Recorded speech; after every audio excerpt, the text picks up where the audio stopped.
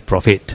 Okay, so last year we do have extraordinary profit as a result of the spike in demand due to H1N1. So we do have a spike in profit as well.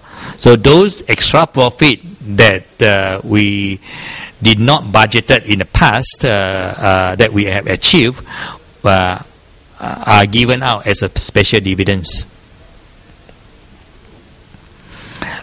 Now, corporate exercise, we are giving bonus issue through our share premium account.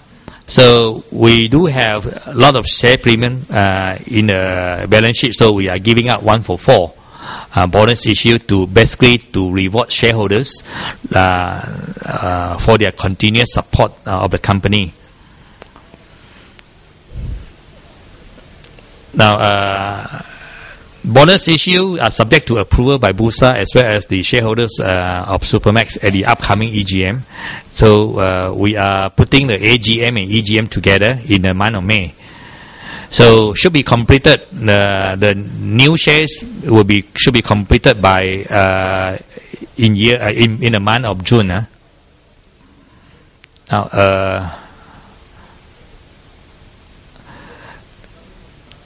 earning guidance. Now, 2009, when we first put our earning guidance in early 2009, we put target minimum of 27 cents. Okay, but in April, as a result of the spike increase in demand due to H1N1, our profits shot up.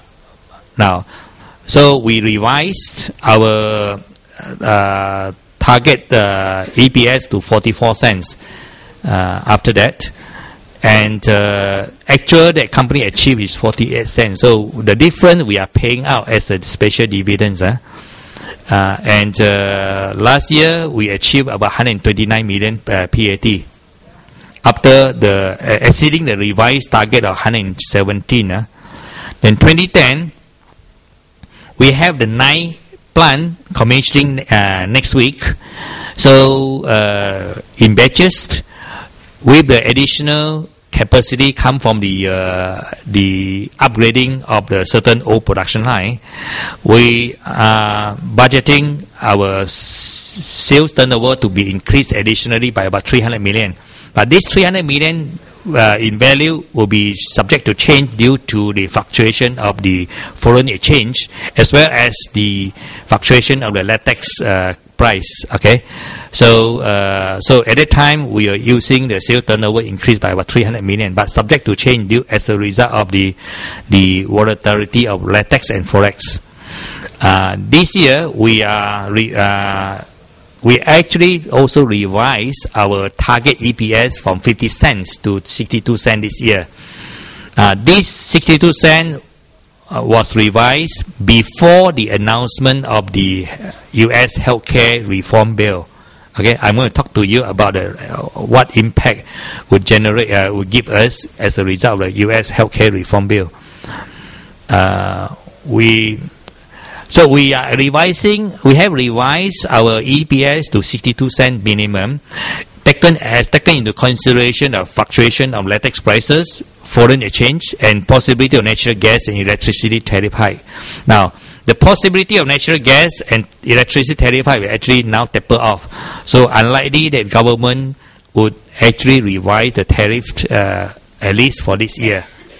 But we do not know that at what point they will revise the tariff of natural gas and electricity.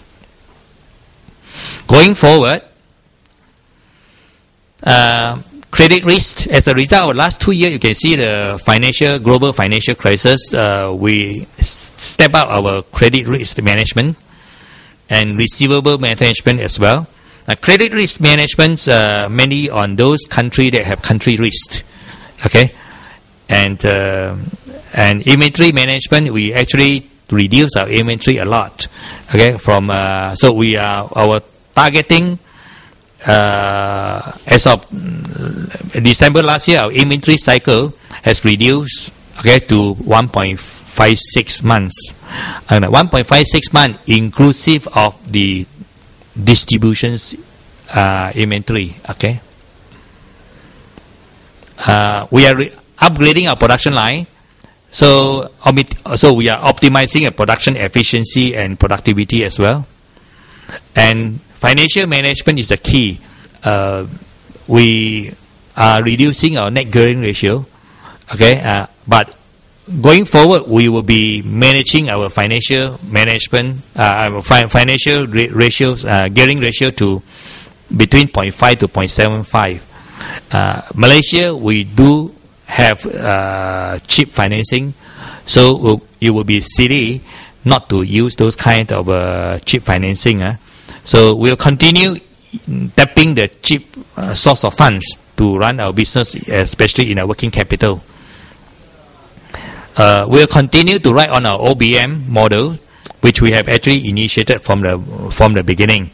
So we'll take advantage of the OBM model via distribution centers and distributorship in selected market segment and in selected countries.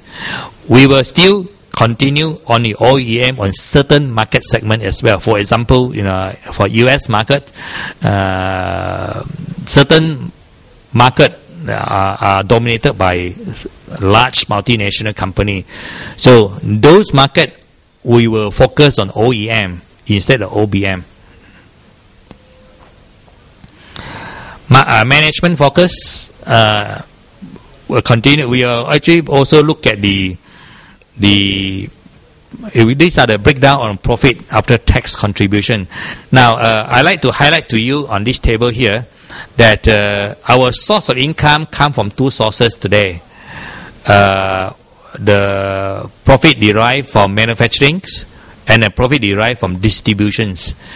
So going forward, we are going to see there is growth on both sources of income. There is from manufacturing through expansion of capacities, through the efficiency and productivity from the refurbishment of the old plant. And the distribution side will continue to actually, for the last 10 or 11 years when we went into distributions, you can see that our income contributing from the distributions that has been consistently increased. Now, we are quite well established now in Brazilian market through our own branding. We capture quite a substantial market share, and those market share will not be easily go away. Okay, so we can compete through that channel. In United States, we are also venturing into other market segments that we are strong at. Dental, we already ranked number 2, the most popular brand in dental industry. And pretty soon we'll be ranked equal with the number 1 players in the dental industries. So this chart will show you that 12.9% of the profit derived from a wholly owned subsidiary in United States, associate companies 32%, and manufacturing 54.8%.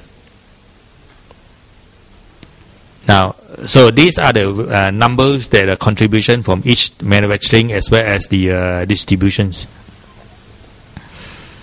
Now, management focus, again, we are focusing on how to